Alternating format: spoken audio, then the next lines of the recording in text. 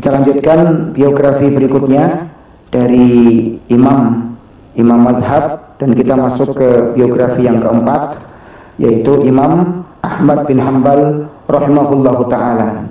Bagaimana kita bisa mengambil pelajaran-pelajaran penting, faedah-faedah berharga, dan tauladan-tauladan mulia dari sejarah perjalanan hidup beliau.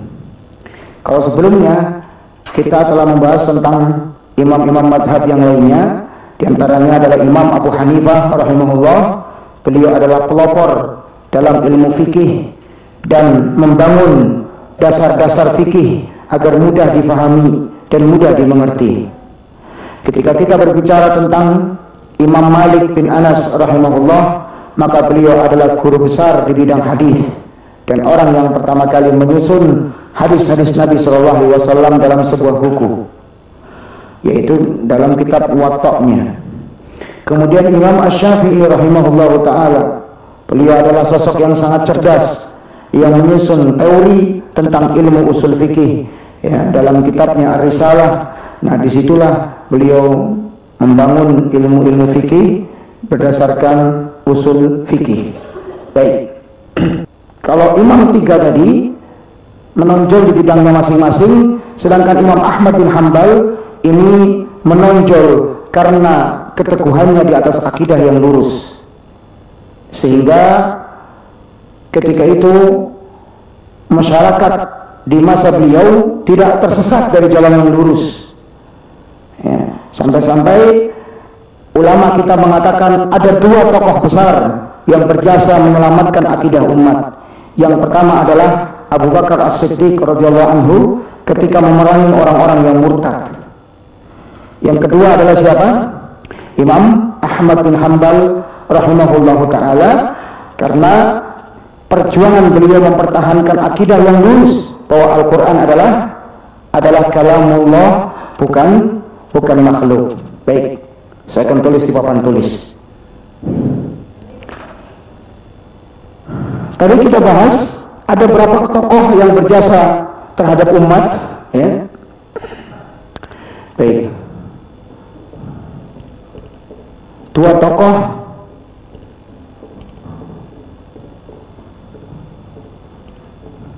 penyelamat akidah umat. Baik. Tadi siapa yang pertama? Dia adalah Abu Bakar As-Siddiq radhiyallahu anhu.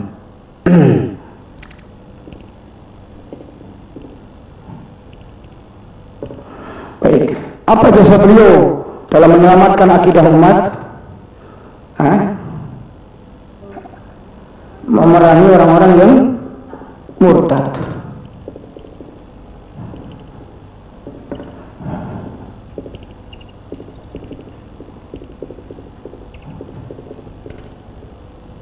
Iya, banyak ketika itu orang-orang murtad karena menganggap bahwasannya apa?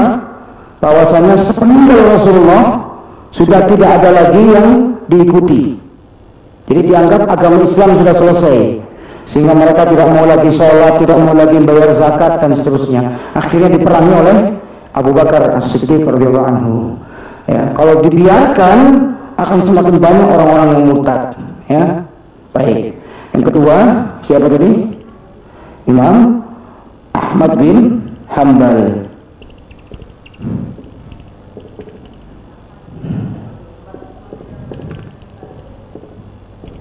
Nanti Bu, tenang aja, santai aja, belajar, ikuti aja dulu yang dipelajari. Masalah nanti mazhabnya apa nanti menyusun. Ikuti aja ritme yang saya buat, ya. Nanti Bu, makanya ikuti ini aja dulu, paham? Siapa yang kedua? Ahmad bin Hanbal rahimahullah. Baik, apa jasa beliau terhadap umat ini? Masih ingat tadi? Mempertahankan keyakinan Al-Quran kalamullah, bukan makhluk. Nanti saya jelaskan tentang masalah ini.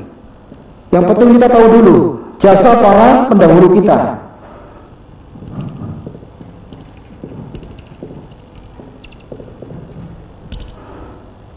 Al-Quran kalamullah, bukan makhluk. Baik. Ya, ini secara garis besar tokoh di antara tokoh-tokoh penyelamat akidah umat.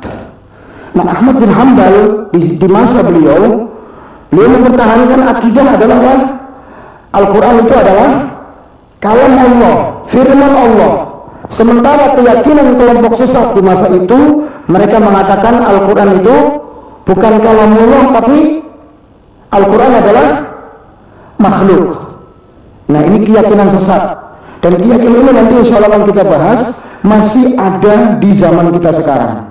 Bahkan kadang-kadang keyakinan ini diyakini oleh tokoh-tokoh yang dianggap intelektual. Ya, nanti insya Allah. Nah, ini betul kita paham dulu bagaimana Imam Ahmad bin Hanbal dalam rangka memperjuangkan akidah umat. Baik, saya lanjutkan.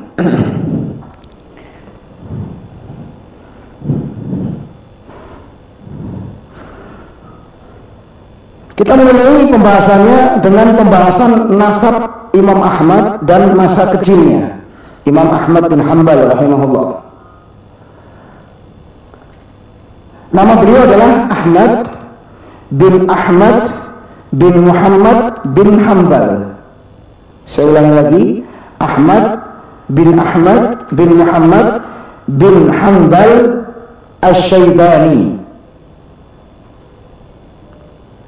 Kenapa di sini disebutkan Ahmad bin Hanbal langsung, padahal bapak beliau kan bukan Hanbal ya. Bapak beliau kan Ahmad. Hanbal itu kakeknya yang keberapa? Kakek yang kedua ya. Kakek yang ketiga, yang pertama itu kan namanya apa? Kakek ya Muhammad ini. Kakeknya lagi berarti buyutnya namanya siapa? Hanbal. Jadi disandarkan kepada siapa? Kepada buyut. Ya, Ahmad bin Muhammad bin Hanbal. Itu. Karena buyutnya sangat terkenal sehingga disandarkan langsung Ahmad bin Hanbal.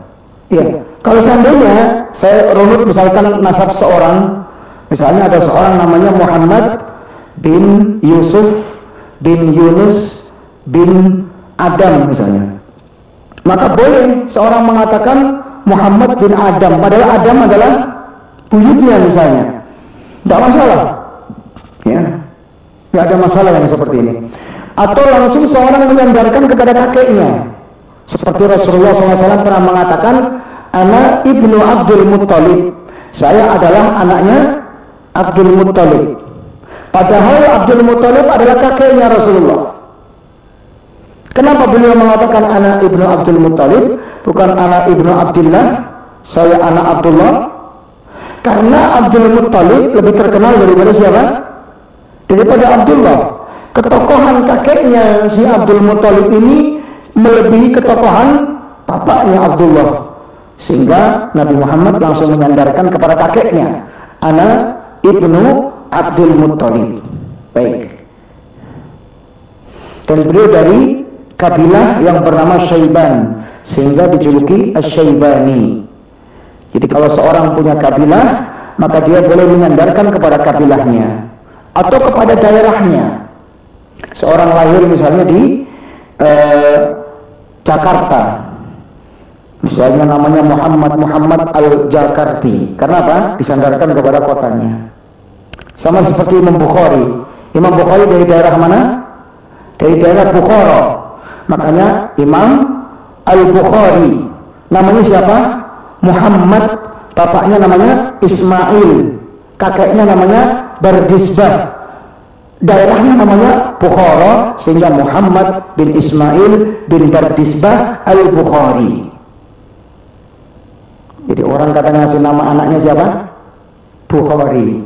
Padahal Bukhari bukan nama orang itu. Bukhari itu nama tempat, penyandaran kepada tempat lahirnya Imam Al-Bukhari. Namanya Imam Bukhari aslinya Muhammad, aslinya namanya Muhammad. Jadi sebagian kita menyangka Bukhari itu nama orang, padahal nama tempat, sama seperti orang lahir di misalkan di Medan, misalnya jadi Al-Maidani, lahir di Jakarta Al-Jakarti, lahir di Bogor Bogori, lahir di Bekasi Al-Bekasi, kan gitu. Jelas ya? Nah, kalau Imam Ahmad beliau disandarkan kepada kabilah namanya Syaiban, sehingga disandarkan kepada Asy-Syaibani. Dan kabilah Syaiban ini kabilah yang sangat terkenal di kalangan Arab dan kabilah yang banyak menghasilkan para panglima perang, para mujahidin, para ulama dan para sastrawan. Baik. Selanjutnya kelahiran Imam Ahmad. Imam Ahmad lahir di tahun 164 Hijriah atau tahun 780 Masehi di sebuah tempat namanya Baghdad. Baghdad ibu kota mana? Irak. Yang mana ketika itu Baghdad adalah pusat peradaban dunia. Pusatnya di Baghdad. Sebab ada kekhalifahan Abbasiyah. Kekhalifahan Abbasiyah di Baghdad. Karena status Baghdad itu sebagai pusat peradaban dunia, maka berkembanglah di situ berbagai macam ilmu pengetahuan.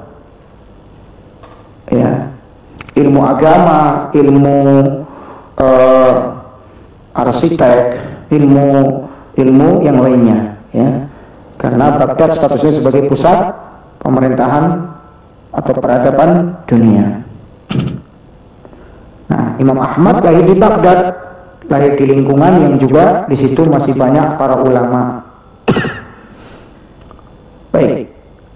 Nah, Imam Ahmad bin Hanbal hidup di lingkungan keluarga yang agamis, yang Islami. Ya, beliau lahir ya di situ dan menghafal Al-Quran ketika umur 10 tahun. Baik, beliau hafal Quran ketika umur 10 tahun. Dan itu hal yang biasa di Arab. Di Arab itu hal yang biasa, orang menghafal Al-Quran semenjak dini. Ya, bahkan di Indonesia pun sekarang sudah alhamdulillah mulai banyak anak-anak umur 11 tahun sudah hafal Quran. Anak-anak umur 13 tahun, umur 9 tahun bahkan ada yang sudah hafal Al-Quran. Ya, karena memang anak-anak ini masih mudah untuk menerima hafalan. Maka memang dianjurkan memulai hafalan Al-Quran sebelum memulai menghafal yang lain-lainnya. Tetap pelajaran keimanan itu ditanamkan. Tapi di samping menanamkan pelajaran keimanan, menanamkan anak untuk bisa menghafal Al-Quran. Ya, kalau anak-anak kita semuanya menghafal Al-Quran, kan orang tua juga mendapatkan pahala, ikut mendapatkan syafaat. Ya, cuman kadang sangat disayangkan perhatian orang tua kita hanya sebatas perhatian kepada ilmu-ilmu dunia.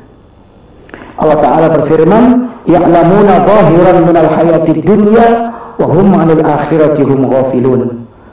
Ya, mereka itu lalai dari kehidupan akhirat, ya, dan mereka lebih condong kepada kehidupan dunia. Mereka hanya mengikuti sesuatu yang lahiriah, hanya mengilmui dunia saja. Ya, kalau untuk kursus bahasa Inggris, kursus matematika, kursus pelajaran-pelajaran umum, rela mengeluarkan uang banyak. Tapi ketika membimbing anak untuk hafal Al-Quran, ya, di sini itu kurang kepedulian orang tua. Ini para jemaah sekalian rahimani wa rahimakumullah, memberikan perhatian kepada kita akan pentingnya hafalan Al-Quran semenjak dini. Dan memulai hafalan Al-Quran sebelum memulai pelajaran-pelajaran yang lainnya. Ya, ada sebagian orang ya sudah kadung, ya gimana lagi ya, jalannya sudah kadung begitu, karena mungkin dari kecil kurang mendapatkan pengajaran tentang Al-Quran, akhirnya langsung memulai pelajaran-pelajaran sulit. Ya bisa saja, tapi kurang maksimal. Ya, jadi kalau seorang sudah hafal Al-Quran, ya menghafal yang lain akan lebih mudah. Menghafal hadis-hadis Nabi akan lebih mudah. Ya, menghafal pelajaran-pelajaran akan lebih mudah. Sebab Al-Quran itu sudah dimudahkan oleh Allah Subhanahu Wa Taala. Walaqad yassarna Al-Quran lidzikri fahal min muddakir. Kami sudah memudahkan Al-Quran untuk diingat. Apakah ada orang yang mau mengambil pelajaran? Ada sebagian orang belum memulai sudah putus asa. Ah, Ustaz, saya udah tua, nggak mungkin lagi bisa ngapal Quran. Jangan bilang nggak mungkin. Sudah salah ngomongnya. Bilangnya sudah bilang nggak mungkin. Berarti beneran nggak mungkin hafal Quran. Sebab apa? Allah mengikuti prasangka hambanya. Yang benar gimana? Insya Allah Ustadz saya akan berusaha. Gitu. Jangan bilang nggak mungkin. Belum dicoba sudah nggak mungkin. Nah, saya mengenal ya, ada salah seorang konglomerat kaya di sebuah tempat, ya. Salah satu karyawannya orang Indonesia pernah bercerita bahwa konglomerat ini punya banyak perusahaan, ya. Dan dia hafal Al-Quran di usia 40 tahun. Padahal kalau bilang sibuk, sangat sibuk, bukan sibuk lagi. Cuman dia bisa memanfaatkan waktu. Kapan dia memanfaatkan waktu? Bangun tidur sebelum subuh sekitar 2 jam. Di situ dia menghafal Quran. Sebab tidak ada kesibukan di waktu itu. 2 jam sebelum salat subuh. Ya. Terus kapan lagi? Dia menghafal Al-Quran ketika di mobilnya menuju ke kantor. Ketika di mobil menuju kantor. Nah, kalau kita kan daripada macet, dongkol sendiri ya. Ya saya suruh keluar, udah tahu macet keluar. Nggak usah keluar lah kalau kira-kira macet. Dongkol sendiri, marah ke orang, main klakson sembarangan. Coba kalau ketika macet dimanfaatkan menghafal Al-Quran, kan luar biasa. Ya, nah dia seperti itu. Sopirnya nyopir, dia di belakang apa? Ngafal Quran. Ternyata di umur 40 tahun hafal Al-Quran. Makanya bilang apa? Tekadnya dikuatkan. Apa sih yang nggak bisa kalau kita sudah punya tekad? Ya, kadang-kadang ke tempat wisata jauh saja dikejar. Bisa kadang mendaki gunung saja dikejar bisa, karena ada tekad. Sementara kalau menghafal Al-Quran sudah menyerah, gitu. Jadi yang penting adalah kita mencoba. Walaupun hasil endingnya tidak hafal Quran, kita sudah dapat pahala mencoba, berusaha. Allah akan mengganjar usaha kita, para jemaah. Yang penting ada usaha, itu diganjar sudah sama. Walaupun hasil endingnya, Ustaz, saya sudah berusaha keras, ya, saya baru bisa segini, nggak masalah. Ada usaha dulu. Masalahnya belum ada apa-apa sudah nyerah Ustaz, saya serahkan yang muda-muda aja. Letoy masalah ngapal. Jangan berusaha. Ya. Jadi kalau alasannya sibuk saya nggak percaya. Sebab ada yang lebih sibuk daripada kita berhasil. Jadi alasan sibuk itu adalah alasan syaitan. Alasan setan. Lebih baik kita jawab malas daripada sibuk. Jujur itu bagus, ya. Baik. Nah ini para jemaah sekalian, contoh tentang pentingnya menghafal Al-Quran. Nah kemudian juga, kalaupun kita memang sudah agak sulit menghafal Al-Quran, paling tidak anak-anak kita bisa menghafal Al-Quran, ya, agar menjadi pahala buat siapa? Buat orang tuanya. Ya, Masya Allah. Dan lingkungan pun harus kondusif. Kondusifkan lingkungan ketika anak menghafal Al-Quran. Kalau menghafal Al-Quran tapi bapak ibunya memfasilitasi yang belum perlu, ya, akhirnya nggak jadi hafal Quran. Difasilitasi HP tanpa dibimbing, akhirnya main Mobile Legend. Nggak jadi hafal Quran, namanya Mobile Legend. Ya, jadi demikian. Harus dikondusifkan lingkungan untuk menghafal Al-Quran, ya. Baik. Orang tua itu memperhatikan selalu. Kalaupun harus pakai HP dipakai nyetel murotal agar anak menirukan bacaan Quran. Jadi mana bacaan Al-Quran dari Imam Masjidil Haram, Imam Masjid Nabawi, imam di tempat lain. Jadi anak memperhatikan, ya. Anak itu mudah meniru, Masya Allah. Terus yang paling penting, orang tua itu jangan mendoakan buruk kepada anak. Ya, doakan anak hafal Quran. Saya tanya ibu-ibu aja ya, ibu sudah pernah mendoakan anak hafal Quran, Bu? Ya, nggak jauh lah Ustaz, takut riak. Gitu. Takut riak memang nggak pernah. Nah, kadang-kadang kita sendiri belum pernah mendoakan, doakan dulu. Makanya kalau marah sama anak, marahnya begini Bu, ya, mudah-mudahan kamu jadi imam Masjidil Haram. Itu kalau marah, ya. Jangan marah anak goblok misalnya. Sebagian lagi bilang anak setan, naudzubillah. Lah kalau anaknya setan, bapak ibunya apa ini? Marah sama anak kok begitunya gitu. Coba kalau marah sama anak, anak didoakan. Ya, ada kisah ya, Imam Masjidil Haram, ya, ketika masih kecil dia membuat jengkel ibunya. Saking marah ibunya sampai bilang, nah, mudah-mudahan kamu jadi Imam Masjidil Haram. Benar, jadi Imam Masjidil Haram. Ya, makanya doa orang tua itu masya Allah ya, jangan pernah mendoakan yang buruk kepada anak. Rata-rata para orang-orang yang sukses, para ulama maupun selain ulama, ya, banyak sukses dari doa orang tua. Baik, jadi umur berapa Imam Ahmad hafal Al-Quran? Umur 10 tahun, dan ini rata-rata para ulama hafal Al-Quran dari semenjak belia, termasuk para tokoh-tokoh penakluk hebat hafal Al-Quran dari semenjak kecil. Muhammad Al-Fatih, penakluk Konstantinopel, ya, hafal Al-Quran dari semenjak kecil, ya. Dan yang menjadi motivator utama antara lain ibunya. Makanya jadi ibu itu harus penyemangat yang super. Jangan ibu yang pesimis dan membunuh karakter anak, jangan. Belum apa-apa anak sudah dibikin pesimis. Jangan. Coba ketika Muhammad Al-Fatih diajak ibunya ke laut, disaksikan dari jauh, dari laut itu ada Konstantinopel, diperlihatkan. Itu Konstantinopel, yang belum berhasil ditaklukkan oleh umat Islam. Ya, kamu nanti yang jadi penakluknya dengan izin Allah. Benar jadi penakluknya. Siapa yang paling berjasa di antaranya? Ibunya. Nah, mau jadi ibu itu apa? Banyak menanamkan optimisme kepada anak, ya. Gitu. Nanti yang belum ditaklukkan negeri Roma, ya kan? Dengan izin Allah akan ditaklukkan nanti oleh kaum muslimin. Maka apa? Punya andil. Ya, orang tua persiapkan dari sekarang anak-anak. Entah mau jadi ulama, entah mau jadi panglima di jalan Allah, entah mau jadi penyebar agama Allah. Yang penting punya tugas masing-masing, dan jangan disalahpahami bahwa yang namanya membela agama Allah mesti jadi ustadz. Tidak, meskipun jadi dokter, tapi dokter yang hafal Quran. Apa salah? Kan nggak salah kan, dokter hafal Quran? Nggak salah, malah bagus. Ya, ketika ada pasiennya yang sudah mulai putus asa karena apa? Karena penyakitnya yang sudah kronis, dokternya ingatkan Allah berfirman, wa idza maridtu fahuwa yashfin. Kalau aku sakit yang menyembuhkan Allah. Kalau Allah berkehendak, nggak ada yang mustahil, Pak. Cuman memang ya kemampuan kita terbatas. Jadi Bapak sandarkan diri Bapak kepada Allah, banyak-banyak berdoa, Pak. Kalau Allah sudah menyembuhkan pasti akan sembuh. Kita hanya berusaha. Karena enak.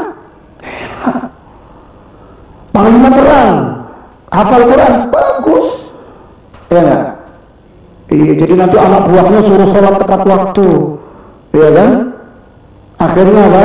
Disuruh membaca Al-Quran, ya, sebelum terjun di medan tempur atau melawan para penjahat, para pemberontak dan seterusnya. Dia apa? Dibekali dengan doa, kan gitu. Enak. Kalau semua ini diisi oleh orang-orang yang ngerti agama tuh enak, ya. Ya, jadi yang kita inginkan kan begitu semuanya. Ya, tak mesti semua jadi ustaz, tidak, tapi apa? Di bidang dia masing-masing dia ngerti agama. Ya, pejabat kalau ngerti agama kan enak, ya. Ngerti tentang bahaya korupsi di dunia dan di akhirat, ya kan? Mengerti tentang bahaya berbohong, kampanye palsu berbohong, kan takut dia. Ini pentingnya ilmu agama para jemaah sekalian. Baik.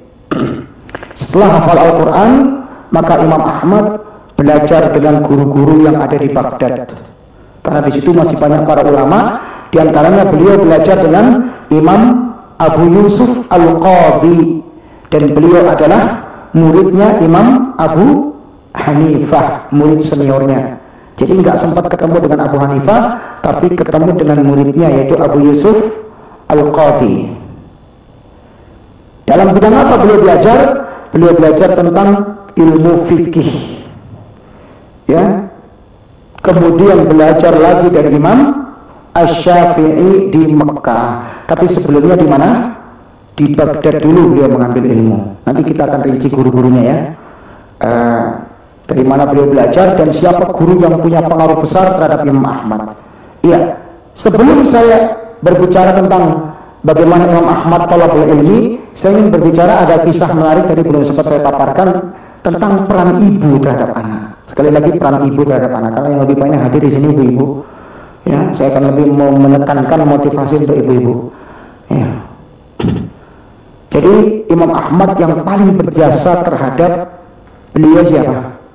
Ibu. Perhatikan, ini ada fakta menarik tentang imam madhab ya. Bahwa imam madhab itu rata-rata apa? Yatim mereka. Berarti bapaknya sudah meninggal. Siapa yang berperan? Ibunya. Jadi ibu itu fokus di rumah, jangan banyak keliweran, seliwar ke rumah, jangan keluar rumah. Ya, ibu itu fokus lebih banyak di rumah harusnya. Kalaupun keluar seperlunya aja. Baik, ya kalau hujan kan kajian sebentar nggak masalah.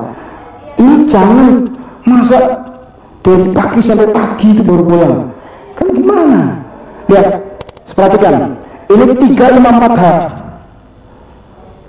3 imam, nggak usah tersinggung.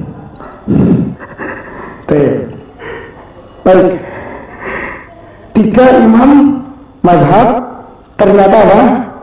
Yatim. Siapa yang paling berperan mendidik? Ibunya. Pertama Imam Malik, Imam Malik bin Anas. Udah lalu biografinya sudah pernah kita bahas. Ya, kita nonton nanti di YouTube kalau nggak sempat nonton. Baik, yang kedua Imam Asy-Syafi'i. Kan ibunya yang berperan.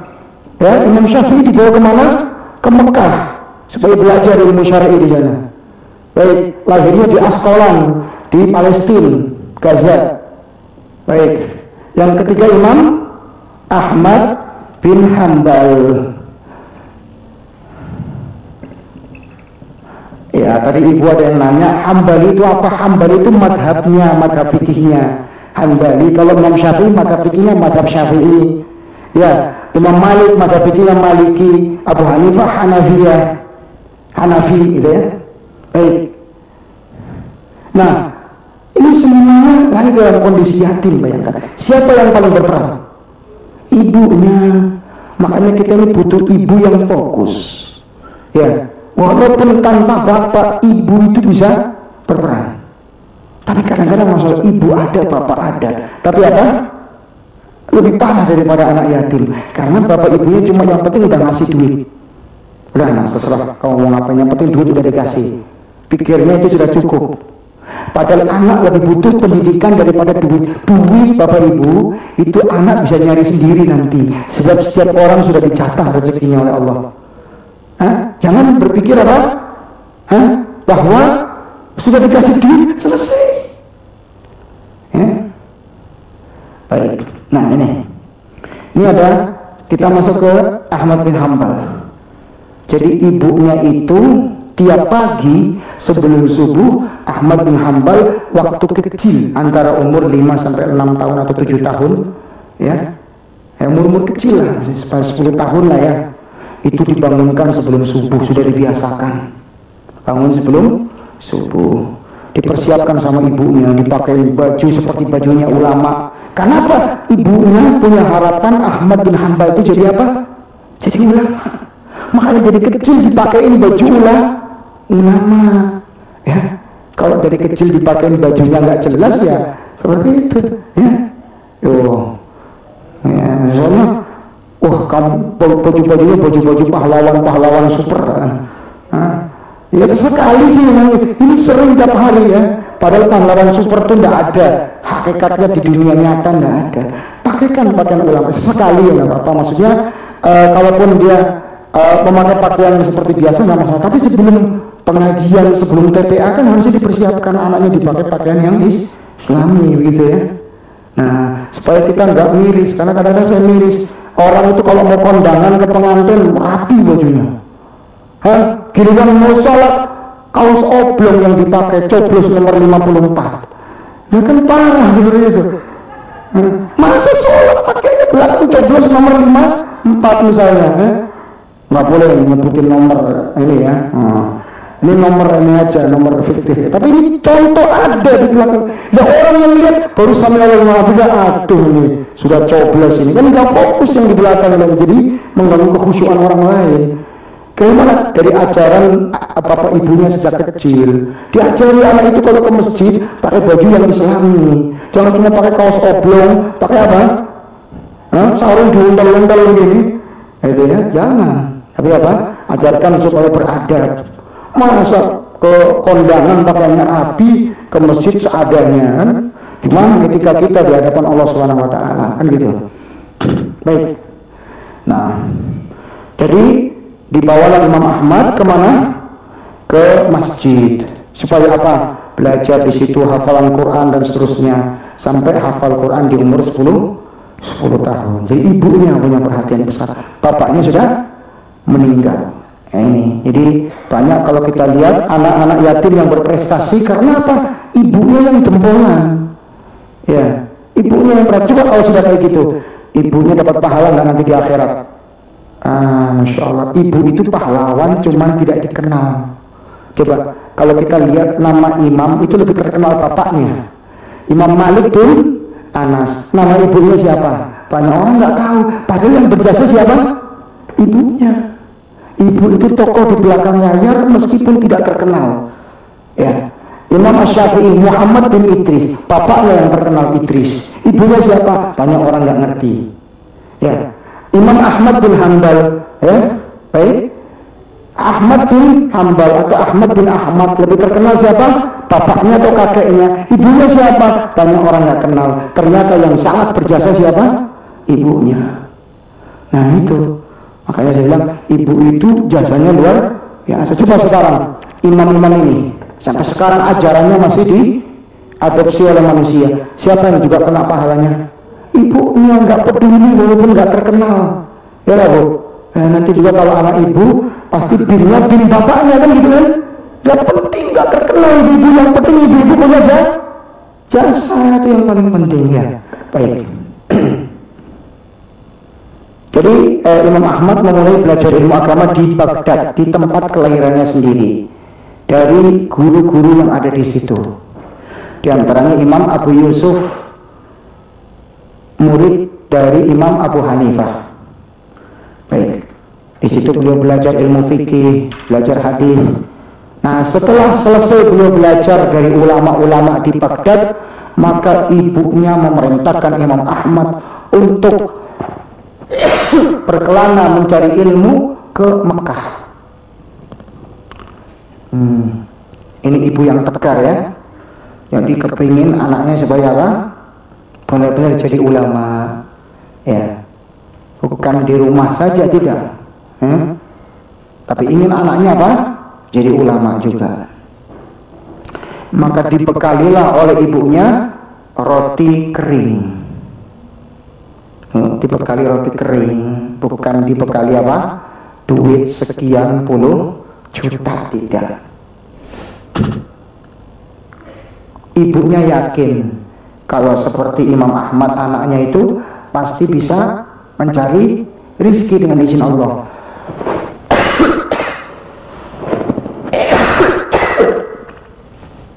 Ya. Sebab siapa yang mengatur rizki? Yang mengatur rizki adalah Allah Subhanahu wa Ta'ala ya.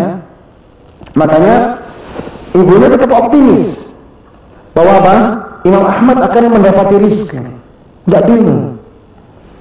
Makanya di sini faedah penting kalau misalkan orang tua mau memondokkan anaknya, memasukkan anaknya ke pondok, bekalilah yang perlu-perlu saja, yang memang manfaat. Harus sebagian orang tua bekali yang kurang penting, ya. Dibekali mainan-mainan yang aneh-aneh ya. Nah itu malah akhirnya jadi mainan kan gitu. Jadi bekali yang penting saja. Sampai dikabarkan Imam Ahmad itu sampai tersesat 3 kali ke Mekah. Siap tersesat nanya sama orang, berdoa di hadapan Allah agar ditunjukkan jalan yang benar menuju ke Mekah. Tersesat, Bayangkan. Dan itu beliau lakukan dari Baghdad ke Mekah dengan jalan kaki. Beliau tidak dibekali GPS, ibu-ibu. Setelah 100 meter belok kiri, nggak ada. Nggak dibekali itu. Zaman Imam Ahmad belum ada HP. Ya. Sekarang coba ukur sendiri nanti ibu-ibu. Baghdad ke Mekah berapa kilo? Saya belum sempat mengukur tadi. Ukur nanti ya. Baghdad ke Mekah itu berapa kilo? Itu dilakukan Imam Ahmad dengan berjalan. Ibu-ibu kesini naik kendaraan apa bu? Mobil. Aduh, alhamdulillah. Padahal cuma berapa kilo bu? Enggak sampai berapa kilo, hanya berapa meter. Enak ya? Enak belajar sekarang. Pergi pakai mobil ya, dianterin sopir kadang-kadang, dianterin anaknya ya. Sudah pengajiannya ruangannya enak, ber-AC, Masya Allah. Ya, Masya Allah, ada kopi breaknya mengajar. Ya, harusnya kita bersyukur kepada Allah Subhanahu Wa Taala, dan setelah itu kita harus lebih rajin belajar. Lihat betapa sulitnya ulama terdahulu mencari ilmu, tapi lihat di balik kesulitan keberkahan mereka dapatkan. Sampai sekarang mereka dapat pahala terus. Imam Ahmad itu sampai keliling dunia, bukan cuma Mekah saja yang dikunjungi. Yaman dikunjungi, Madinah dikunjungi, ke Suriah, Syam, dan tempat-tempat lain. Bayangkan. Nah, di Mekah itulah Imam Ahmad belajar selama kurang lebih 4 tahun di Mekah.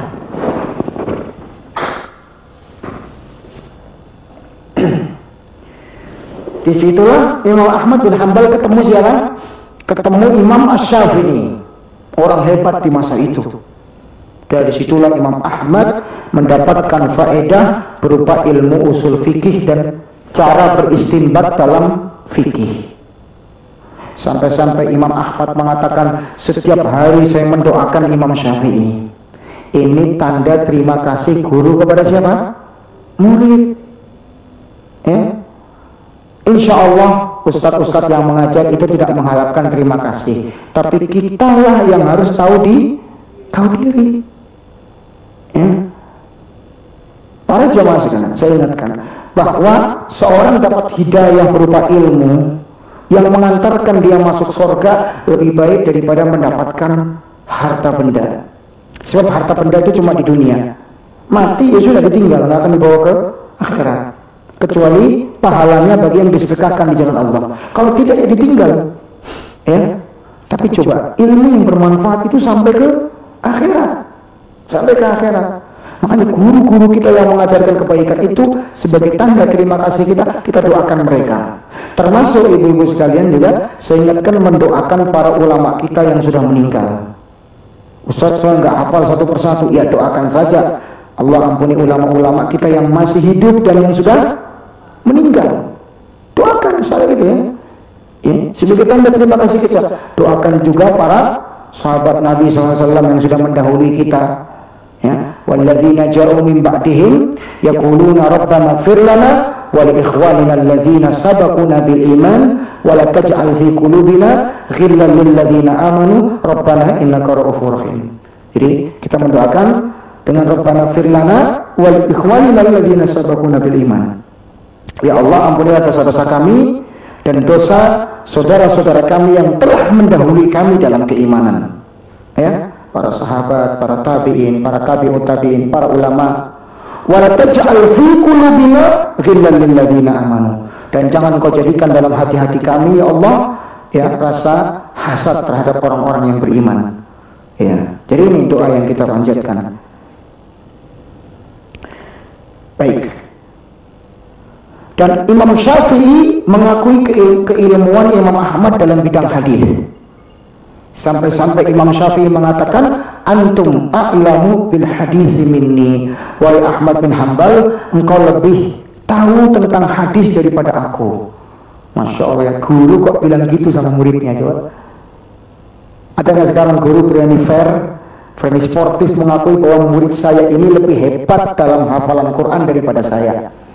Murid saya ini lebih hebat dalam bidang bisa dalam bidang hadis daripada saya. Oh, ini masalah ini guru yang ikhlas seperti ini insya Allah.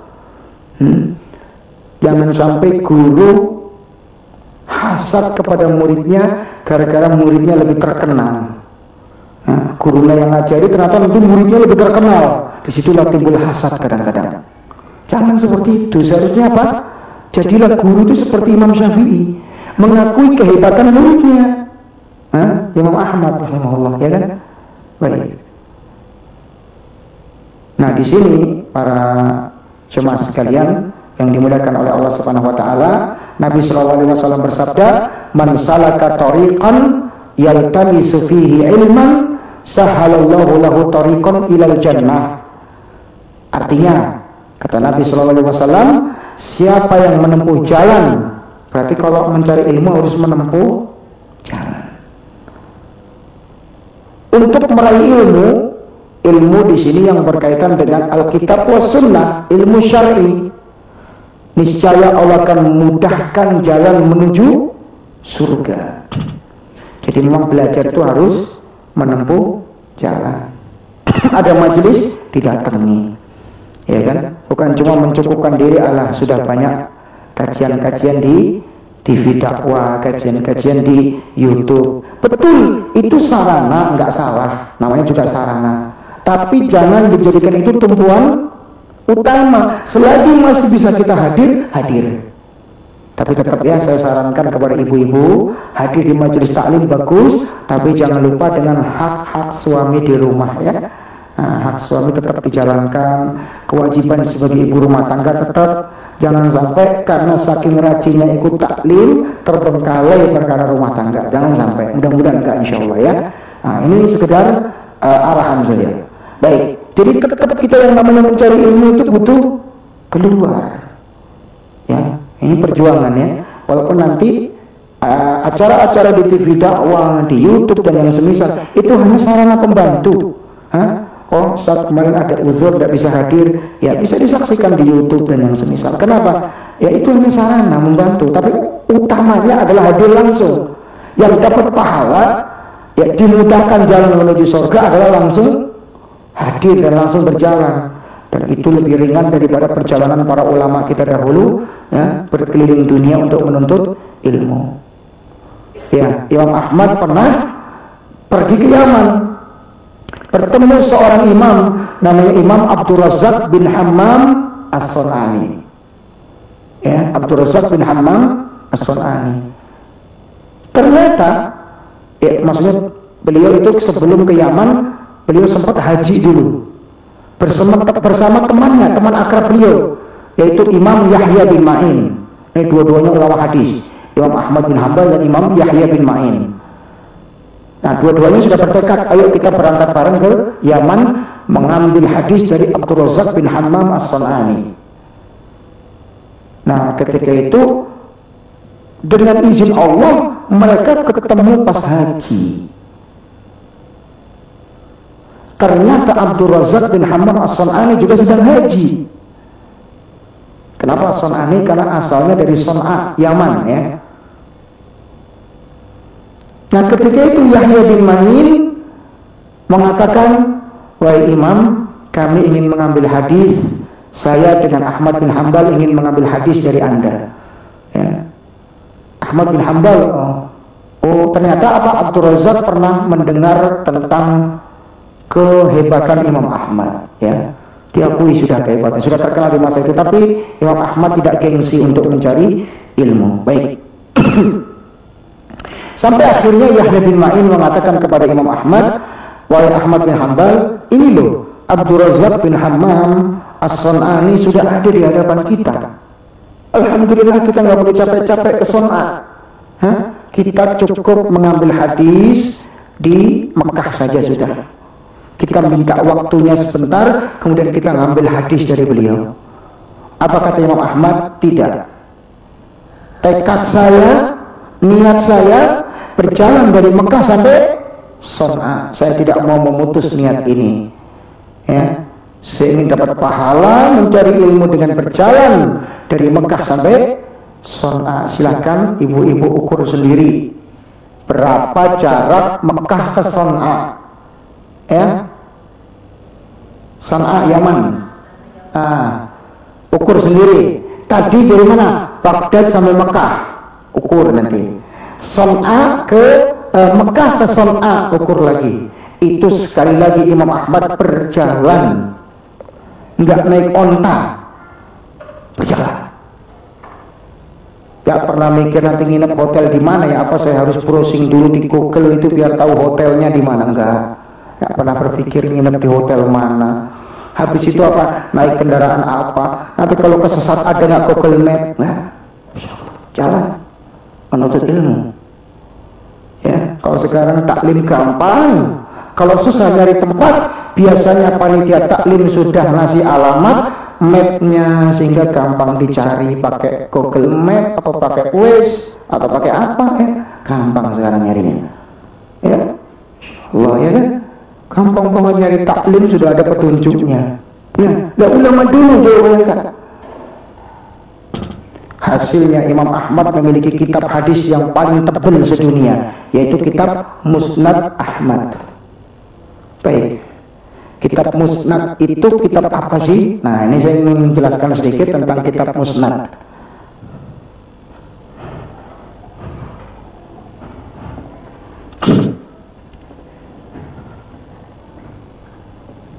Jadi kitab-kitab hadis yang ditulis oleh para ulama itu memiliki penamaan yang berbeda-beda. Baik, kitab-kitab hadis.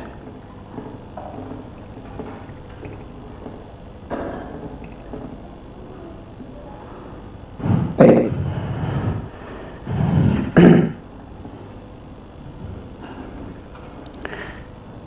Yang pertama, ya, ada kitab hadis yang ditulis dalam bentuk sahih, kitab sahih namanya. Kitab sahih.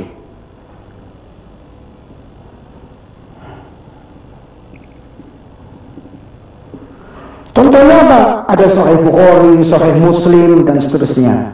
Ini kitab sahih. Ya. Disusun melalui bab-bab yang hanya meneliti hadis-hadis yang menurut penulis adalah kitab yang hadis-hadis yang sahih. Dipilah-pilih hadisnya dan disusun berdasarkan bab-bab. Baik. Yang kedua, ada kitab namanya apa? Ada kitab namanya kitab Sunan.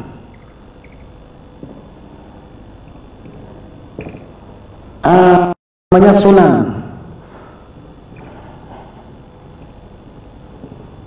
Contohnya ada Sunan Tirmidzi, Sunan Abu Dawud, Sunan Ibnu Majah, Sunan An-Nasai, ya. Ini kitab-kitab yang disusun berdasarkan bab-bab fikih. Kitab Sunan ini kitab yang disusun berdasarkan bab-bab fikih. Jelas ya? Beda dengan kitab sahih. Kitab sahih nggak mesti harus bab fikih. Pokoknya bab apa saja ya menurut penulisnya itu hadis-hadis sahih. Sahih Bukhari kan tidak sesuai dengan bab fikih banget, tapi berurutan babnya, tapi tidak semuanya bab fikih, tidak. Ada bab tentang takdir ada, ya nggak? Bab tentang wahyu juga ada. Jadi campuran ini, mau bab fikih maupun bab akidah ada di kitab sahih. Adapun kitab Sunan lebih fokus di bab apa? Fikih. Nah, yang ketiga ada kitab Musnad.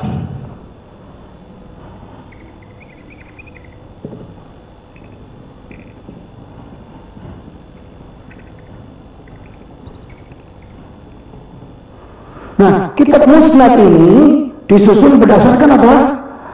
Disusun berdasarkan riwayat-riwayat dari para sahabat. Saya ulangi, kitab Musnad itu kitab yang disusun berdasarkan riwayat-riwayat dari para sahabat. Misalkan hadis yang dibawakan oleh sahabat apa? Sahabat Abu Bakar, hadis ini dibawakan oleh sahabat Umar, ini. Pokoknya urutannya sahabat gitulah. Sahabat Utsman hadisnya ini. Sahabat Ali ini. Sahabat Abu Hurairah ini dan seterusnya. Aisyah misalnya hadisnya apa saja, dan juga yang lainnya. Ini namanya kitab Musnad. Nanti ada lagi yang berikutnya adalah kitab namanya Musannaf.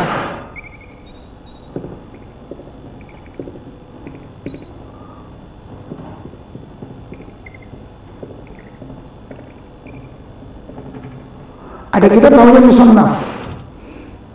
Kitab yang isinya adalah petuah-petuah, asar-asar yang diriwayatkan dari para sahabat.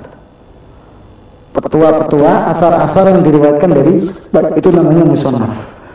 Baik, ada Musannaf Abdul Razak, Musannaf Ibnu Abi Syaibah, dan seterusnya. Nah, kitab musnad yang paling tebal adalah Musnad Ahmad. Ya, kitab Musnad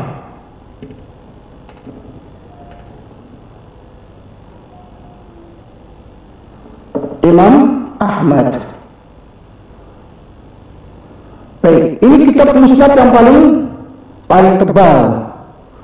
Ada yang mengatakan kitab musnad Baqi bin Makhlad, muridnya Imam Ahmad, tapi tidak ditemukan sampai sekarang. Entah kemana, enggak begitu diketahui oleh para ulama. Tapi yang jelas yang sudah tercetak kitab hadis paling tebal itu kitab Musnad Ahmad ini. Ternyata hasil dari beliau menuntut ilmu, hasil dari beliau berkeliling dunia itu tidak sia-sia, karena beliau punya mahakarya yang sangat hebat, yaitu Musnad Ahmad. Sekarang karya kita di mana, ibu-ibu? Bawa ya. Kita harus berpikir karya kita buat Islam itu apa? Kalaupun tidak ada, minimal kita punya anak-anak yang nanti meneruskan perjuangan di jalan Allah. Saya Ustaz gak bisa apa-apa, cuma saya bisa didik anak. Oh, saya nggak punya apa-apa, tapi saya apa? Alhamdulillah saya rutin menjadi panitia pengajian dan menyebarkan jadwal kajian. Tidak masalah, semampu kita. Memang kita kalau untuk dituntut ke Imam Ahmad berat, ya kita nggak mampu, ya kecuali dengan izin Allah Subhanahu Wa Taala. Tapi apa? Tapi paling tidak yang kita mampu sekarang apa untuk Islam? Itu, ya Imam Ahmad punya kitab hadis, ya. Coba ya ada kitab Sahih juga, Imam Bukhari dan yang lainnya punya mahakarya. Maka kita pun perlu meninggalkan pengaruh yang baik buat Islam, apa yang sudah kita perjuangkan buat Islam dan kaum muslimin. Jadi jangan pernah meremehkan, walaupun hanya sesuatu yang menurut orang lain remeh, nggak masalah. Yang penting kita punya peran, ya. Yang ahli di bidang IT silahkan merekam kajian, dibuat upload ke YouTube atau disebarkan melalui sosmed, semuanya karya. Yang penting apa? Punya peran kita dalam Islam, ya. Ini kita punya peran semuanya dengan keahlian kita yang berbeda-beda. Jadi demikian. Jadi Imam Ahmad punya kitab karya tulis namanya apa? Musnad Ahmad bin Hanbal atau Musnad Ahmad. Baik.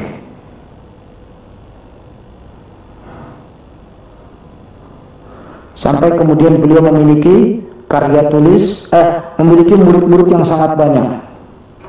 Masya Allah, ya. Sepeninggal Imam Syafi'i tidak ada yang paling banyak muridnya daripada Imam Ahmad bin Hanbal di Baghdad, ya. Luar biasa. Dan itu tidak membuat Imam Ahmad menjadi tertipu, menjadi hidup dengan kemewahan, tidak. Justru beliau orang yang sangat hati-hati dalam mengambil rezeki. Beliau tidak pernah mengambil hadiah dari para penguasa. Kenapa? Beliau khawatir kalau mengambil hadiah dari penguasa, nanti amar ma'ruf nahi mungkarnya jadi takut. Ya, karena apa? Di bawah tekanan penguasa. Tak mau beliau menerima hadiah dari penguasa. Bahkan beliau sempat marah kepada salah satu putranya yang mengambil hadiah dari penguasa. Walaupun halal. Nggak apa-apa kita menerima hadiah dari penguasa. Tapi apa? Imam Ahmad gak mau karena khawatir nantinya akan tidak berani amar ma'ruf nahi mungkar gara-gara menerima hadiah. Ya para jemaah sekalian, tentunya kalau kita pernah dikasih sama orang, ya, pasti kita ada rasa apa? Kadang ada rasa kecenderungan kepada orang itu, sehingga ketika orang itu melakukan hal yang tidak boleh, kita takut menjelaskan. Saya mau jelasin yang haram gak enak, soalnya bapak sangat baik sama saya. Akhirnya apa? Kita takut mau amar ma'ruf nahi mungkar, ya. Gitu.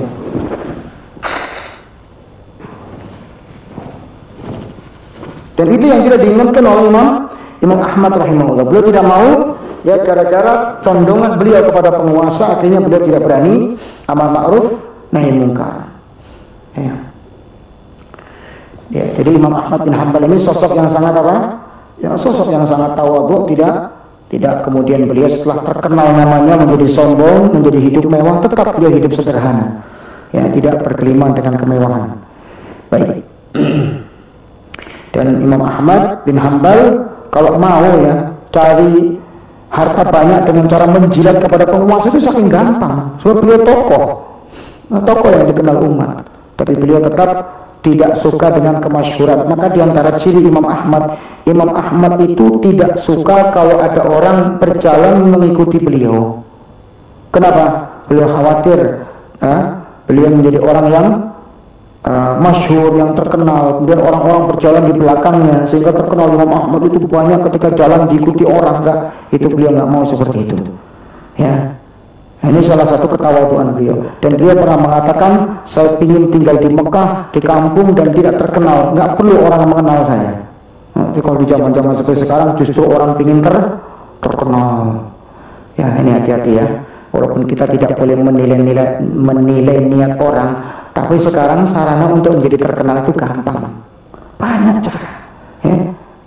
Buat yang aneh-aneh di sosmed terkenal. Ngomong yang aneh-aneh tanpa ilmu terkenal di sosmed sekarang. Tapi terkenal jelek. Ada pepatah Arab mengatakan, kalau kau ingin terkenal, kencing air zam-zam. Buat yang aneh-aneh maka akan terkenal. Tapi terkenal apa? Terkenal jelek. Kemudian Imam Ahmad bin Hanbal dikenal dengan sosok yang sabar ketika menghadapi cobaan. Cobaan berat yang paling beliau rasakan adalah ketika khilafah Islam dipegang oleh 3 khalifah yang memaksa rakyatnya untuk berkeyakinan dengan keyakinan filsafat dan mengatakan Al-Quran adalah makhluk. Nah, ini tadi yang kita sudah jelaskan ya di awal muka tadi. Imam Ahmad itu jasanya besar dalam menyelamatkan akidah umat. Dan di sini saya ingin gambarkan ada 3 khalifah besar di masa Abbasiyah, dan dia memaksakan rakyatnya untuk berpegang dengan akidah filsafat dan apa? Dan mengatakan Al-Quran adalah makhluk. Baik, saya akan tuliskan nama khalifah itu. Ya, ini nama 3 khalifah yang semasa hidupnya memaksakan rakyatnya untuk berkeyakinan bahwa Al-Quran adalah makhluk. Tentu ini keyakinan batil ibu-ibu sekalian ya, dan para jamaah ya, bahwa Al-Quran yang benar adalah kalamullah, firman Allah, bukan makhluk. Kalau kalamullah berarti sifat Allah. Kalau sifat Allah berarti bukan makhluk, karena Allah itu khalik, bukan makhluk. Ya. Baik. Ya. Ini jadi ada 3 khalifah besar di masa itu, Khalifah Abbasiyah. Ya.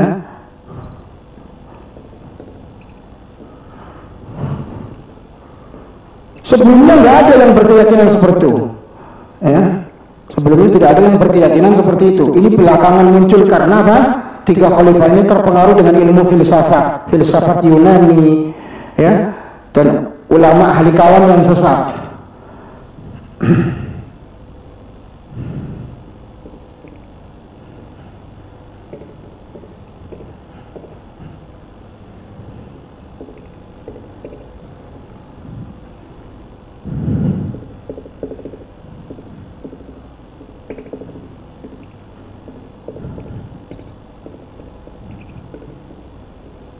Baik, yang pertama siapa? Khalifah yang pertama adalah Al-Ma'mun. Al-Ma'mun. Nah, muncul pertama kali keyakinan sesat Al-Quran makhluk dari siapa yang mendukung dan menyokong Al-Ma'mun pertama kali. Ya. Al-Ma'mun memaksa rakyatnya untuk berkeyakinan Al-Quran adalah makhluk. Gara-gara siapa? Gara-gara di belakang Al-Ma'mun ulama-ulama sesat. Ya.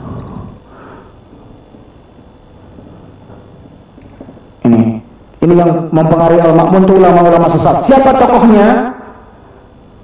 Tokohnya adalah Ahmad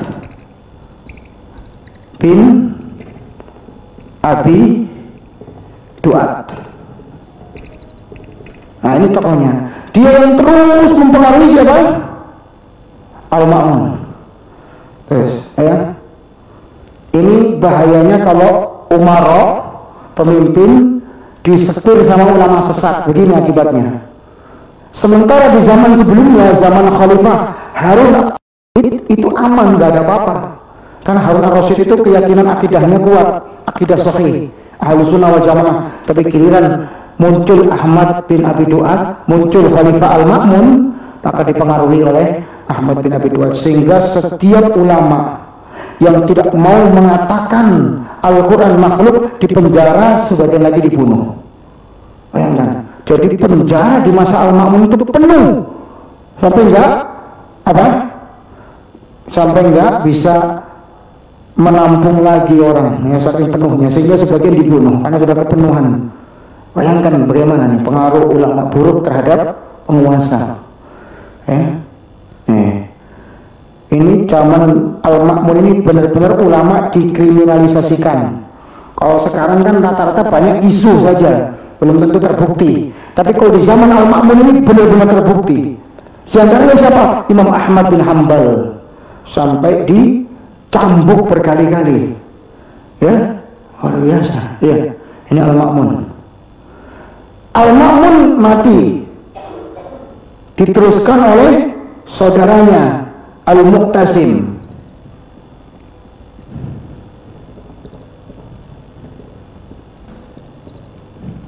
Ternyata enggak jauh beda, sama kejamnya. Dia juga memaksakan ajaran Ahmad bin Abi Duat, Al-Quran makhluk. Ya, yang ini ajaran sesat ya. Baik. Imam Ahmad sampai di masa Al-Mu'tasim dicambuk dengan cambukan yang sangat hebat.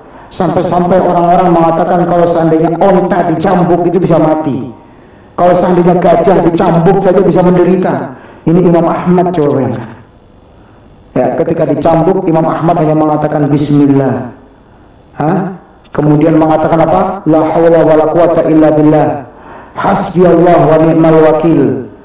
Kemudian baca firman Allah, "Qul la yusibana illa ma kataballahu lana huwa maulana." Tidak ada musibah kecuali sudah ditakdirkan oleh Allah. Dialah pelindung kita. Udah, Imam Ahmad hanya tawakal kepada Allah. Kemudian Al-Mu'tasim bilang merasa takut, akhirnya Imam Ahmad dilepaskan walaupun tidak boleh berdakwah ya, masih dihalang-halangi untuk berdakwah. Kemudian Al-Mu'tasim mati, diganti lagi oleh siapa? Al-Wathiq, putranya.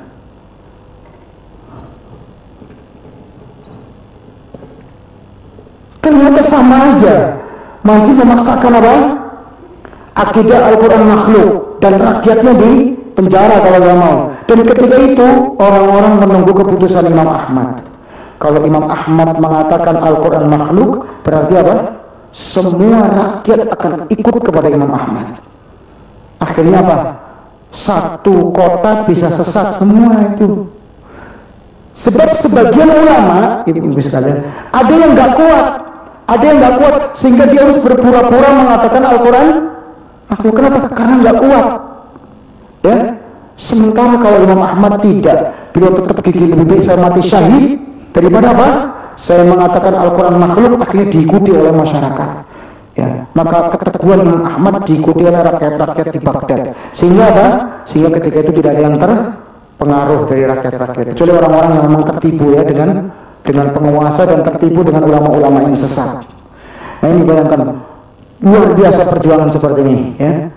Sampai Imam Ahmad itu harus mengorbankan nyawanya. Tapi ternyata apa? 3 khalifah ini meninggal duluan ya. 3 khalifah ini meninggal duluan. Sebelum Imam Ahmad mereka sudah mati duluan. Padahal mereka yang menyiksa Imam Ahmad, tapi mati duluan. Ya, itu kuasa Allah Subhanahu wa taala. Akhirnya lahirlah khilafah berikutnya, yaitu siapa? Yaitu yang keempat, Al-Mutawakkil. Ya. Nah, di sini. Yang keempat, Al-Mutawakkil.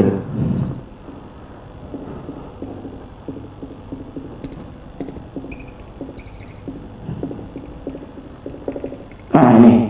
Ketika Al-Mutawakkil berkuasa, baru sunnah dihidupkan kembali dan bid'ah, akidah sesat, kekufuran dihapuskan sama beliau. Nah ini, makanya dia bilang khalifah pembela sunnah ini Al-Mutawakkil. Ya, beliau membiarkan dan mempersilakan Imam Ahmad untuk berdakwah kembali. Berarti selama kurang lebih kurun berapa? 15 tahun. Imam Ahmad itu dipenjara, disiksa, dan dilarang mengajar. 15 tahun itu lama. Padahal beliau ilmunya luar biasa. Bayangkan. Tapi alhamdulillah sampai sekarang ajarannya beliau, ya, kitab-kitab beliau bisa kita amalkan. Lihat kesabaran luar biasa. Coba, siapa orang bisa sabar Imam Ahmad menghadapi kekejaman penguasa ini? Apakah sadar kita? Ya. Kalau Imam Ahmad mau, beliau bisa memobilisasi massa untuk memberontak 3 penguasa ini. Mampu Imam Ahmad memobilisasi massa untuk memberontak Al-Ma'mun, Al-Mu'tasim atau Al-Wasik. Tapi Imam Ahmad sabar. Sebab apa? Kalau beliau terburu-buru memberontak, apa yang terjadi? Maka akan terjadi pertumpahan darah yang lebih parah. Maka Imam Ahmad lebih memilih sabar. Akhirnya apa? 3 khalifah ini mati duluan. Karena Allah Maha Kuasa kan? Doanya orang yang terzalimi itu hati-hati. Ya kan? Nah, jadi nggak usah kita menentang pakai pemberontakan. Enggak. Allah Maha Kuasa mewafatkan 3 khalifah yang zalim ini sekaligus diwafatkan ya, satu persatu. Ya kan? Sampai muncul Al-Mutawakkil yang kemudian jadi khalifah adil ya. Jadi memang kadang-kadang Allah memunculkan khalifah adil itu melalui perantara dulu, dikuasai dulu sama khalifah-khalifah yang zalim, baru muncul khalifah yang adil. Ya, namun tetap kita berdoa mudah-mudahan Allah memaafkan mereka, karena mereka itu tertipu oleh siapa? Ulama jelek. Iya, tadi Ahmad bin Abi Duat ya. Makanya Imam Ahmad pernah berdoa, ya Allah, siapa yang pernah menyiksa saya maafkan semuanya. Kecuali siapa? Ahmad bin Abi Duat. Saya tidak akan maafkan. Kenapa? Gara-gara dia orang sesat. Nah itu. Tapi kalau khalifah-khalifah ini sama Imam Ahmad dimaafkan semuanya. Nah itu jadi orang untuk pemaaf ya. Nah, jangan jadi pendendam. Ini luar biasa pelajaran yang kita ambil dari kesabaran dan keteguhan beliau dalam mempertahankan akidah walaupun apa? Mengalami nasib yang sangat luar biasa ya, menderita gitu ya. Korban cobaan yang luar biasa. Baik. Imam Ahmad meninggal tahun 855 Masehi. Beliau meninggal tahun 855 Masehi. Dan yang mensolatkan jenazah beliau laki-laki sebanyak 800.000 orang. Lihat. Sementara Ahmad bin Abi Duat ketika mati, gak ada yang mensolati sama sekali, dan yang mengiringi jenazah cuma berapa butir orang saja, gak banyak ya. Tapi Imam Ahmad bin Hanbal ya, yang menyolati 800.000 orang laki-laki dan 60.000 orang wanita. Apa itu yang menyolati ya? Hampir 1 juta orang mensolati jenazah bergantian ya. Ini para jamaah sekalian, bahwa orang akan terlihat ya nanti ketika dia disolatkan jenazahnya. Kalau dia orang-orang yang berjasa, yang memiliki kebaikan terhadap umat, pasti banyak orang mensolati apa? Jenazahnya. Baik, iya. Dan beliau orang yang kita kenal dengan madhabnya, dengan apa namanya pemikiran-pemikiran beliau dalam menyusun fikih ataupun hadis dengan madhab Hambali. Ya, ini madhab paling muda ya, madhab Hanafi, kemudian madhab Maliki, kemudian Asy-Syafi'i, dan madhab Hambali atau Hanabilah. Ya, ini Allah Ta'ala alam. Kita doakan para ulama kita ya, mudah-mudahan Allah memberikan kenikmatan kepada mereka di alam kubur dan memasukkan mereka ke surga, dan menjadikan kita sebagai para pengikut mereka yang mengikuti jalan mereka di atas petunjuk. Ya, ini mungkin yang bisa kita bahas pada pertemuan kali ini. Mungkin kalau ada pertanyaan, sisa waktu sambil menunggu waktu asar, kita tanya jawab.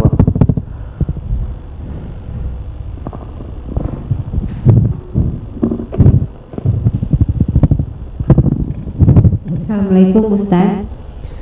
Saya mau tanya salah satu nama dari kitab-kitab hadis nomor 4 yaitu kitab Musonaf. Contohnya seperti apa Ustaz? Petua-petua yang diriwayatkan sahabat. Oh iya, Masya Allah. Ada kitab namanya kitab Musonaf. Ada kitab Musonaf Abdul Razak yang ditulis oleh Abdul Razak bin Hammam As-Sun'ani, ya. Kemudian ada kitab Musonaf Ibnu Abi Syaibah karya Imam Ibnu Abi Syaibah. Nah, jadi kitab Musonaf itu, ya, ibu-ibu sekalian, saya tekankan bahwa Musonaf adalah sebuah kitab yang diriwayatkan yang berisi tentang petuah-petuah atau fatwa-fatwa para sahabat, penjelasan-penjelasan para sahabat. Itu namanya apa? Musonaf. Ya. Misalkan nasihat siapa? Nasihatnya sahabat Abu Bakar apa? Nasihatnya sahabat Umar apa? Ya kan? Nah, itu namanya kitab Musonaf, ya. Jadi disusun berdasarkan ya fatwa para sahabat, ataupun mungkin yang lain-lain yang selain daripada sahabat. Misalkan ada pernyataan dari sahabat tertentu, misalnya Umar bin Khattab mengatakan seperti ini, ya. Kemudian nanti Umar bin Khattab misalkan mengatakan, misalkan ketika Rasulullah sholat, beliau mengangkat tangannya setentang dengan kedua telinganya. Ada sahabat lain mengatakan setentang dengan kedua pundaknya. Itu namanya ucapan para sahabat. Misalkan sahabat mengatakan, saya melihat Rasulullah SAW minum dengan cara duduk, ya. Baik. Kemudian ada riwayat dari Ali bin Abi Thalib, misalkan Ali pernah minum sambil berdiri, menunjukkan boleh minum sambil berdiri, tapi utamanya sambil duduk. Nah, ini namanya apa? Pernyataan para sahabat, dan itu dicantumkan dalam kitab-kitab Musannaf. Allahu a'lam bishawab. Ya, contoh lain sangat banyak nanti. Ya, silakan Bapak, ada yang lain. Atau mungkin ada pertanyaan yang tidak sesuai dengan materi tapi mungkin perlu ditanyakan, silakan.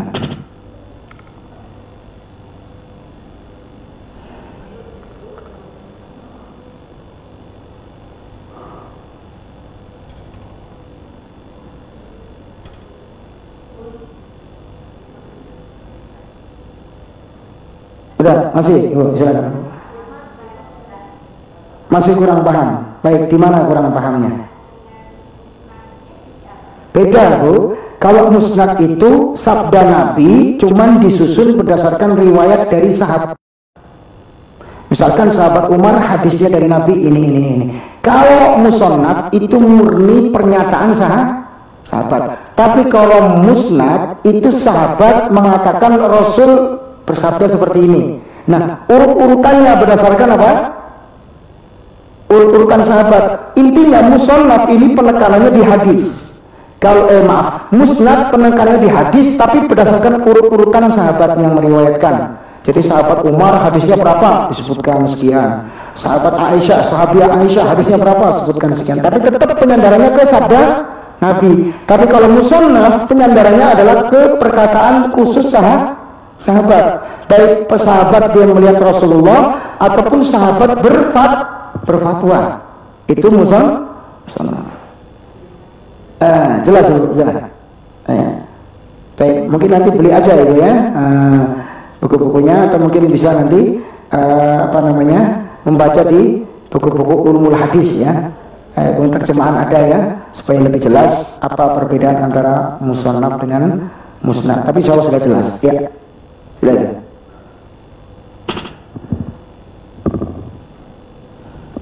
Assalamualaikum warahmatullahi wabarakatuh. Waalaikumsalam warahmatullahi wabarakatuh. Ustaz mau penjelasan tadi yang Ustaz jelaskan tadi, tokoh penyelamat umat yaitu satu Abu Bakar As-Siddiq, itu memerangi orang-orang yang murtad, yaitu sepeninggalnya Rasul orang tidak sholat dan tidak bayar zakat.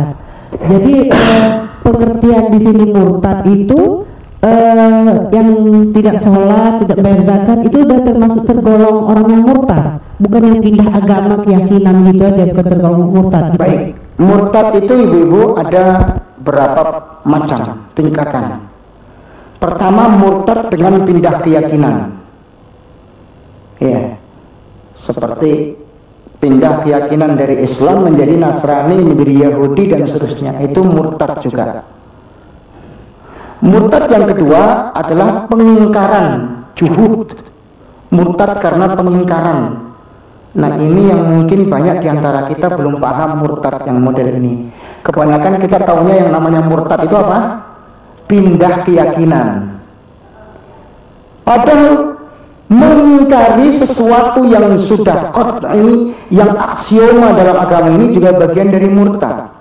Seperti apa? Tidak meyakini sholat itu wajib. Oh, sholat sudah nggak wajib sama saya. Loh, kenapa? Sebab saya sudah mencapai makom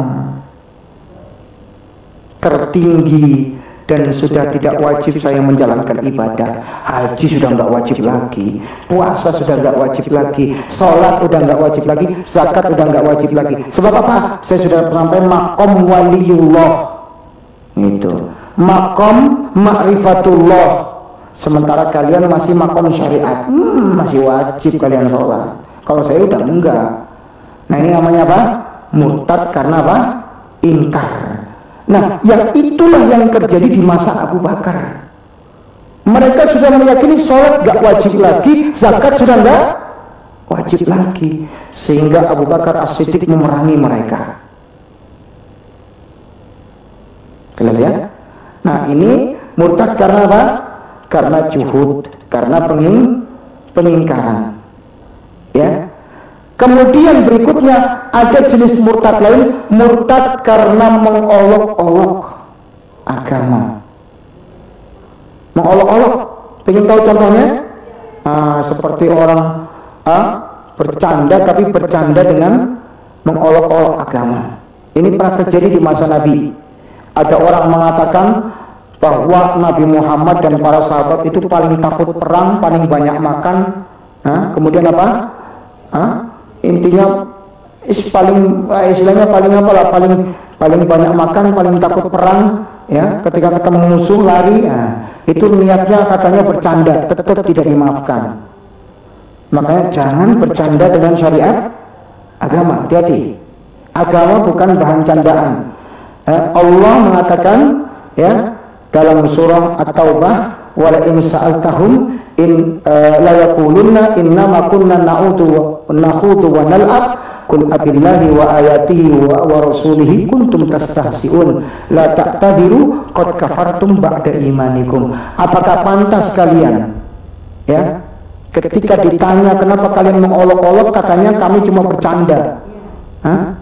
Agama kok jadi bahan candaan, bahan lawakan? Apakah kepada Allah, ayat-ayatnya dan Rasulnya kalian bercanda, kalian jadi bahan candaan? Syariat Islam dibikin bahan candaan, bahan olok-olok, ya. Misalnya bercanda tentang kondisi rumah tangga Nabi. Oh, Nabi Muhammad itu istrinya banyak, dijadikan bahan candaan dan bahan lawakan. Hati-hati, bisa keluar dia dari Islam, murtad. Jelas? Kemudian syariat-syariat dijadikan bahan candaan. Misalkan ada syariat cadar, itu jadi bahan candaan misalkan. Hati-hati, ya, walaupun kita tidak mudah memurtadkan, tapi hati-hati orang yang menjadikan syariat Islam sebagai candaan bisa murtad. Ya. Ayatnya saya cek dulu, Bu. Sabar ya, Bu, ya. Saya carikan dulu.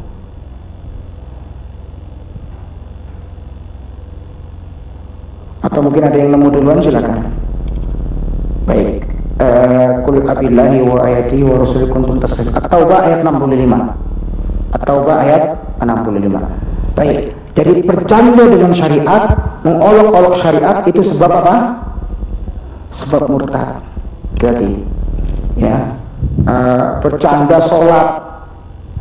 Sholat sambil apa? Sambil pakai pakaian bikini. Ada nggak seperti itu? Ada sekarang candaan-candaan begitu. Sholat sambil telanjang, sholat sambil ngerokok begini, hati-hati, itu mempermainkan sholat ya. Canda, baik.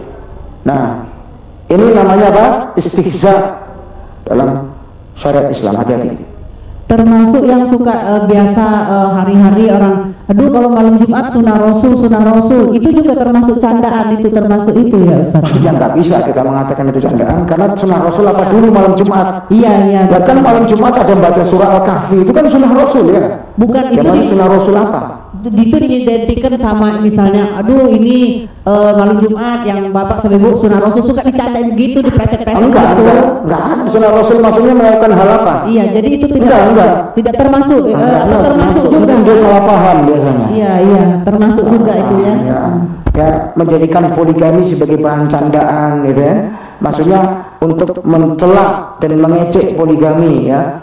Semisal bikin film ya, menggambarkan bahwa poligami itu selalu identik keluarganya pasti sengsara, rusak. Ya masalah orang mau enggak itu kan tergantung kemampuannya ya. Tapi kalau kemudian menggambarkan buruk tentang syariat satu saja, itu termasuk istihza. Dan film-film banyak menggambarkan yang seperti itu. Itu catat kepada istihza, mengolok-olok syariat. Ya, menyanyikan lagu bahwa sholat gak sholat saja orang kafir kaya, ngapain sholat katanya. Itu istihza dalam syariat, bisa memurtadkan seorang dan keluar dari Islam. Hati-hati. Ini Allah alam. Ini macam-macam apa? Macam-macam kemurtatan ya. Nanti insya Allah ada rincian lagi yang lain karena waktu kita terbatas.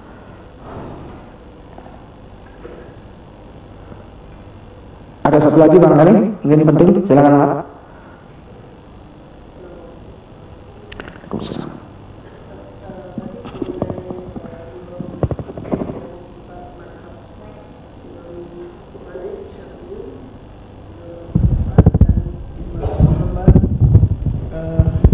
Ada sebagian orang yang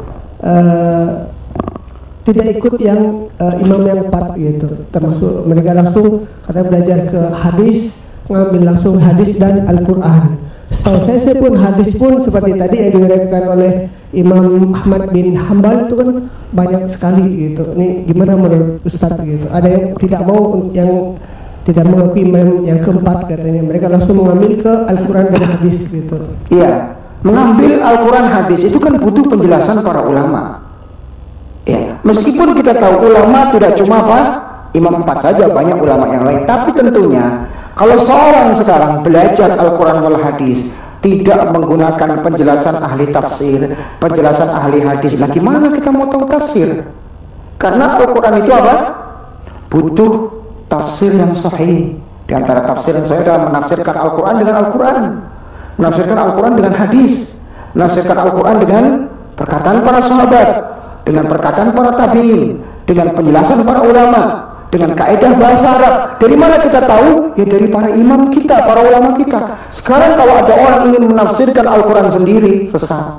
Namanya menafsirkan Al-Quran dengan ra'yu ya, dengan cara pandang sendiri, dengan logikanya sendiri. Hati-hati, kalau begitu caranya itu banyak orang sesat, termasuk jin, jaringan liberal dan yang semisal ya.